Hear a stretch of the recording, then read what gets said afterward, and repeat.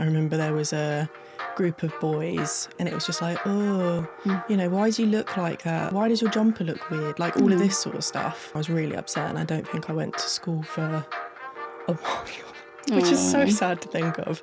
Do you know where they're up to in life now? No. I think that's the best part of it is like, oh, you realise that they've done something wrong. Maybe they realise that, maybe they don't, maybe they're better for it, but at least you don't know. Hi, and welcome to Offhand, the podcast from Reach Charity, where we have open conversations about life with an upper limb difference. And today we're going to discuss bullying, not only what we may have been through, but coming out the other side, how we may have grown, and what tips we may want to share. And today I'm joined by Leah. Thank you so much for coming. Hi again. How you doing? Oh, snap. Snap. All good. How have you been? Yes, good, thank you. Nothing new to report, to be honest. But yeah, I'm all good. Thank you for asking. Appreciate that. Very nice. So, Leah, it's not the best topic to start with, but we're hoping we're going to move more into a positive vibe. So for those of you listening, like, hang around. Do you have any experience of bullying about your upper limb difference? I do. I mean, predominantly from when I was like a kid, I think, being around other kids, it's that classic thing of like, you look different. Why do you look different? But you still look different. It's all quite awkward. And how did you deal with it, do you think, when you were young? I think I really struggled with it when I was in school because it wasn't like I had like a massive friendship group. So it did kind of felt like I was like, oh, well, she's, you know, Leah's separate by herself. She's gone here, rather than having sort of like a good group of friends to fall back on. Yeah. It kind of always fell back on my brother and my best friend because we went to the same school, primary school, not secondary. Oh, God, I couldn't do that. But I really struggled with it. I remember there was a group of boys and I think they were like a few years older than me, and it was just like, oh, you know, why do you look like that? Oh, why are you wearing, why does your jumper look weird? Like all of this sort of stuff, which at the time was like really upsetting for me, and I was really upset, and I don't think I went to school for a while, which is so sad to think of. But I think that took me a while to like bounce back from, because it was like, oh, well, why do I look different? You know, why is this happening to me? And you sort of fall down that downward spiral that I'm sure a lot of people can relate to with upper limb differences and disabilities. So, did your parents know about it at the time? Yeah, I think as soon as it happened, it was pretty obvious that it happened because I was bawling my eyes out coming home, and I was like, I don't want to go back. I don't want to go to school. I'm done. I don't want to have to be singled out.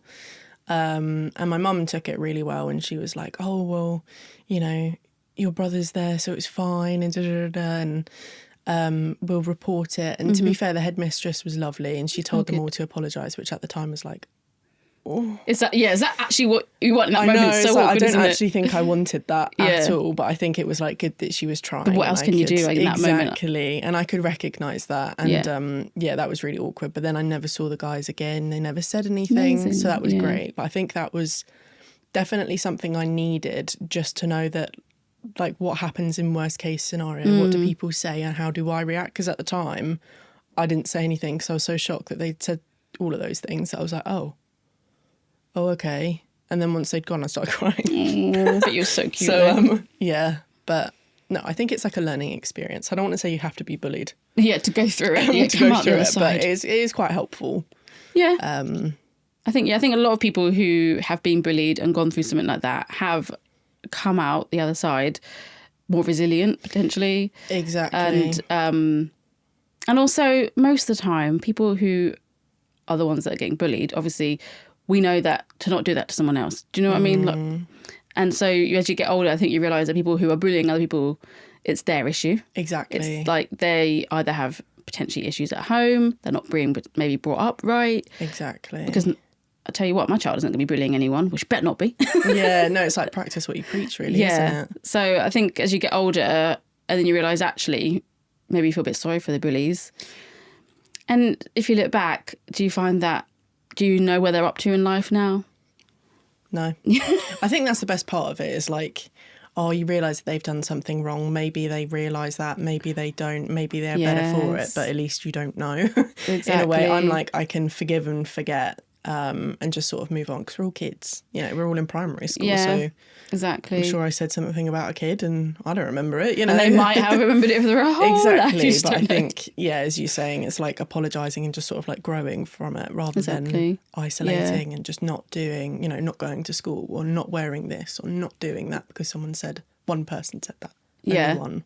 Well, exactly. It's easy to remember someone saying something horrible. Well, it could be online as well, isn't it?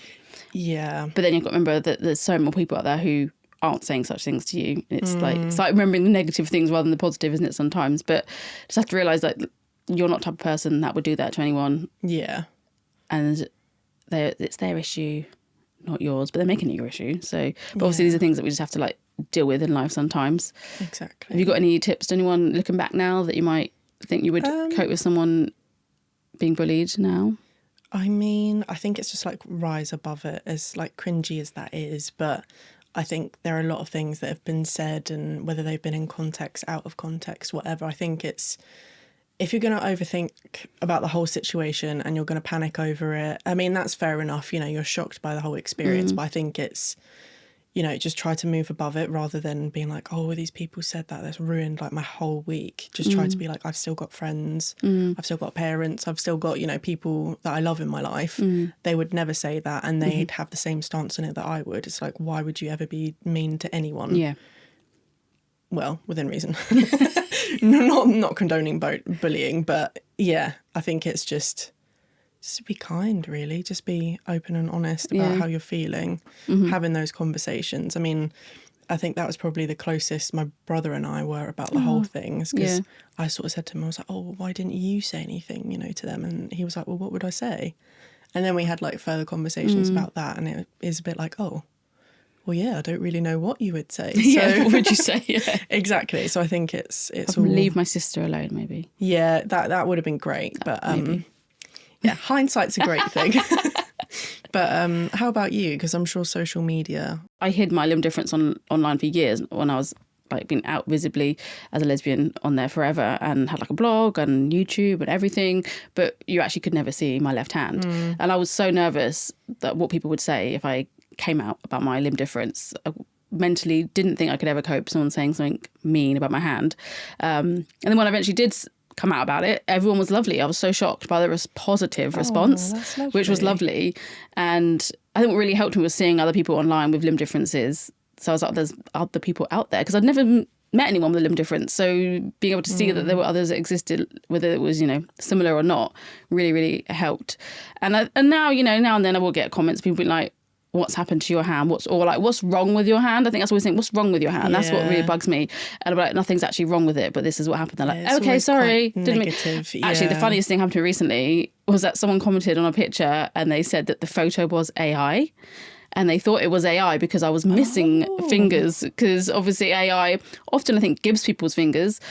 I hadn't thought of that. So they accused me of being AI because of my hand. And I went back and was like, no, that's actually my hand. And they're like, oh my God, I am so sorry. Like, I didn't... Well, at least they apologised. Yeah, they were like mortified. And sometimes I think that's the best thing to do, is sometimes actually just go back and just correct someone. And they actually are normally like, I didn't think that, and they learn from it. Like, I'd never do that ever again. Like, so sorry. And they often like are really apologetic. And I'm like, it's fine. You know, I get why you thought that maybe, but it wasn't the case.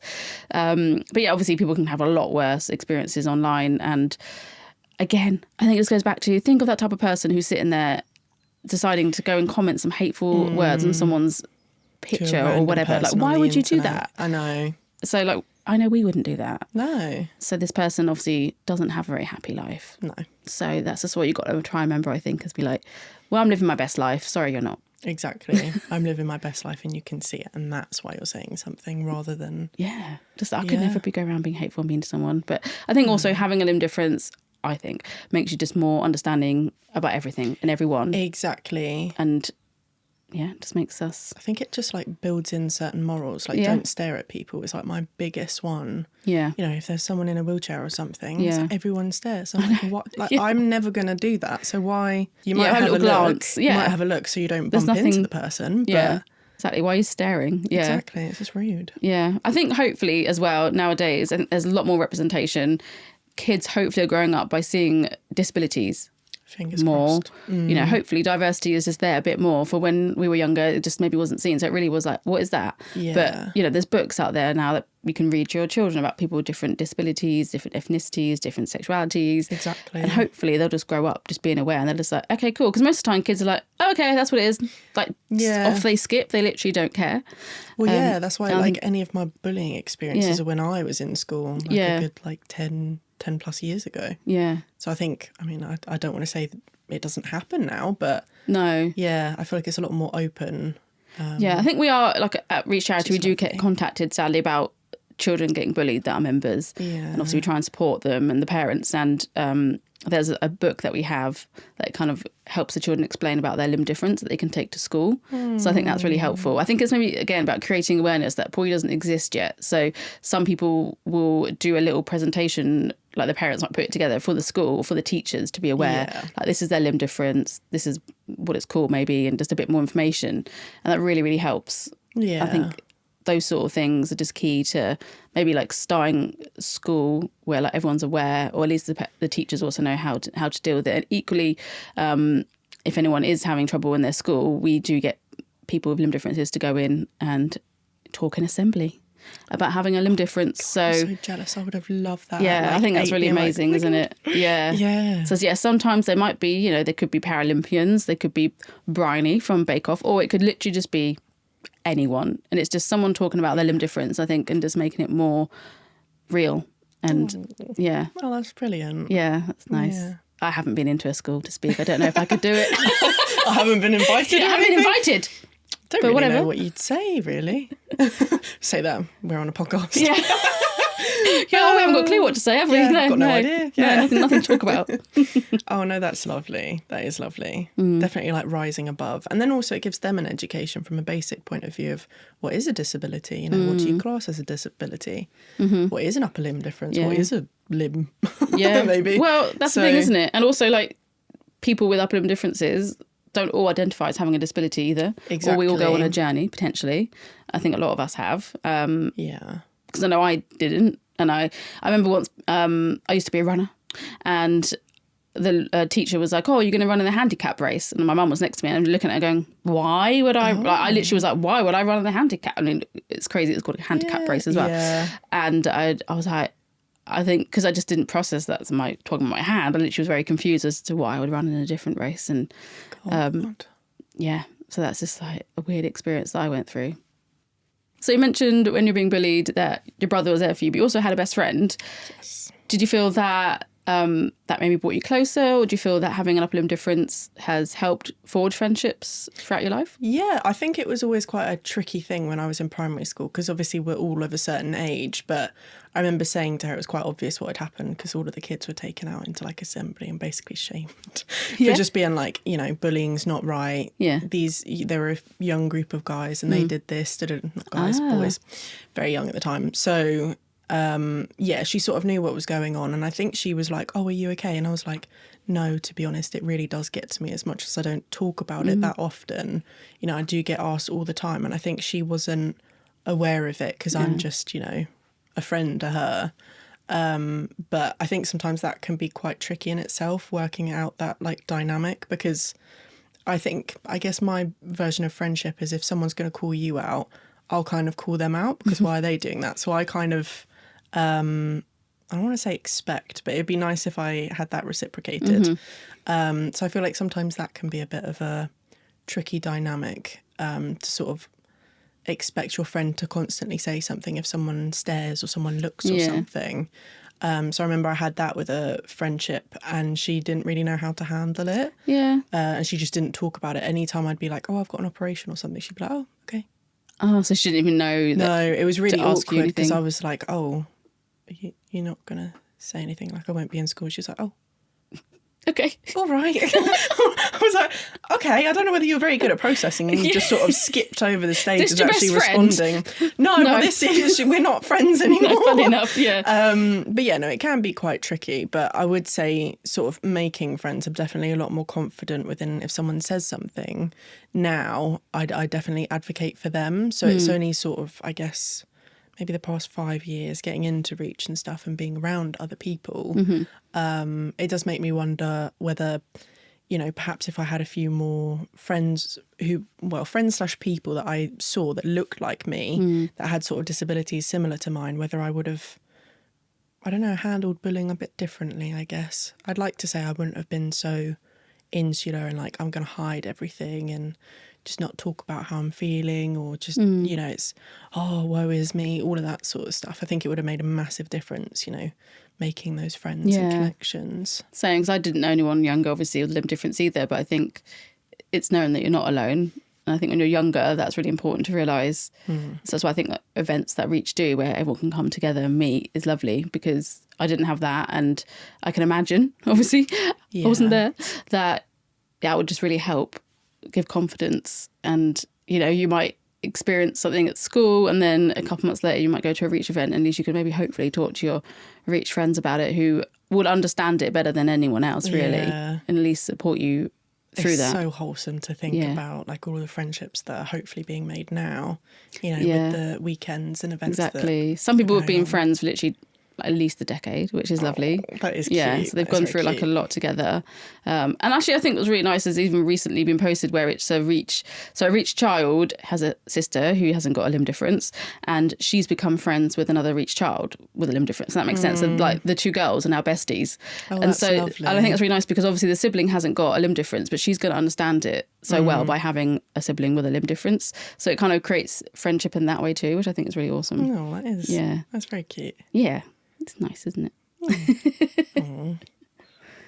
I wish I had that. I know. I'm like, that's nice, isn't it? Yeah. Like, it's lovely. It's lovely for them. So no, I am lovely. No, it's brilliant. But saying that, Leah, haven't you made some friends sort of recently? You would say through Reach? I know. Bless her. I'm not going to drop any names or anything, but I sort of spoke about it briefly in an episode. Yeah. I'd met someone who's got a similar condition. I think it might be the same. Granted, it's an umbrella term, so I don't know, but she's amazing. And she's older than me, which is fair enough. But in so many ways, that means she knows how to handle like work scenarios after surgeries and stuff, and even just surgery talk and stuff. Yeah. And it's just so nice to have an outlet where it feels like I'm comfortable just talking about anything. She's like, yeah, I know, I've done that. I'm like, oh wow. Oh my God, yes. Yeah, exactly. So it's brilliant. And those kind of connections, I mean, that's such a rare thing to find right now. Yeah. I mean, back then it was virtually impossible, so... Oh, that's really great to hear. I'm really glad. That's really sweet. Love that story. And I think it's also similar to how we have mentors as well at Reach. Yes. Obviously, not only are they helping their mentees, but it's also vice versa as well. Like, I'm sure you're giving... Not that she's officially your mentor, but essentially in the role she kind of is. Yeah. But likewise, I'm sure you're giving her advice and support back, and she's maybe never met anyone like her either, and she's older, so it's like always like, wow, this is amazing, to finally meet someone. It's that term, like, lived experience. Yeah. I mean, it comes up all the time. I'm like, it makes such a difference. Yeah. It's also like, just from a very basic point of view, when people say, oh, that's my idol, that's my hero, it is starting to like plant that seed in my head, because she's a musician as well, and I'm thinking, how the hell would I do any like music or anything? And you're like, oh, well, maybe I actually can. Maybe I can do maybe you've got hidden talent. And I'm really not musically inclined, could be, but it makes me open-minded about it, which is brilliant. Yeah. Well, I think it's awesome you do like kayaking, for example. I do love it. That's amazing. I love that. I do love it. Yeah. What about paddleboarding? What are your thoughts on that? I do that as well? But I feel like I need the balance of like kayaking first, just be on the water, because otherwise just scares me, falling in. I think it's more I'm scared of water. See, for me, it's getting better back on the board, because it's not graceful. They say at every like safety trip, they're like, oh yeah, and then you just gracefully belly flop on the thing. Like, belly flop is not graceful, not for me anyway. They're like, yeah, it's fine, you just sort of flip over. I'm like, I actually did a surfing lesson in Cornwall when I was, I don't know how old. Ooh, maybe early 20s even, I think. Ooh. It was obviously cold, but in a wetsuit. But it was hilarious. I think I nearly like killed myself many times by like the surfboard. Like, obviously, I just was struggling to, I guess, move it around with the waves. To get the surfing instructor had to keep coming over and being like, because I think I nearly was like probably knocking other people out too with it, because I just couldn't get literally a grip of the surfboard. So yeah, that's when I realised I was like, I don't think this is for me. But balance, saying that, obviously there are one-handed surfers out there, like Bethany Hamilton, for example. And everyone, I guess it's a little bit like you can either do hair or you can't. Like, you can maybe sing or you can't. I think like some of these things are just natural to some of us. Exactly. And you'll find a way if you want to do it. Exactly. I'll keep the music for her, but you never know. What would you want to play? What instrument? Oh, It'd have to be something like, piano. Ooh. Piano? Yeah. I Piano. feel like I'm not saying that right. Piano. Piano. Yeah, why not? No, I always find it really mesmerising. Yeah. I think maybe it's a finger thing because I like hands, obviously, because I always have a look, see whether anyone else has got a disability or anything. So piano, it's just so... Yeah, very handy that. Yeah, and I'm like, how? Very fast. Just how do you do that? Yeah. I just don't understand. Yeah, people do it. They do, Yeah. don't they? One-handed. Like, I think it's a bit like we type fast. Yes, One-handed. So exactly. surely it's the thing with piano. It's like... So I haven't really played piano either, but people do it as well, one-handed. Do you know what instrument your friend plays? Or what does she do musically? Harp. Ooh. I know. Oh, that's nice. When she said that, I was like, oh, I would never shut up. I'd be like, look at me. Maybe we should get her to play at one of the annual family weekends one day.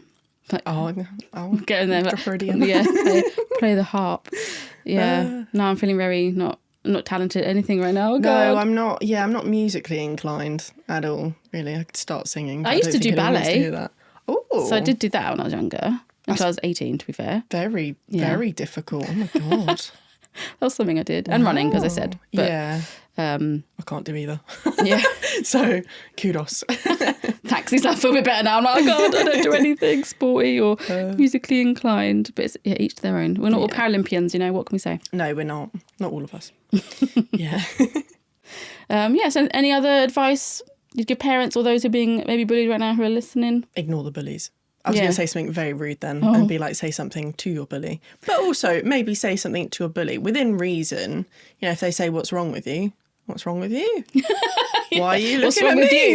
you? Why are you asking such a rude question? Yeah, I mean, it depends what circumstance. Yeah, If you're exactly. out It for can be dinner scary, or can't it? something or on like a day, you know, you're not going to start swearing or anything. But I think it doesn't cost anything just to be like, well, yeah, and what?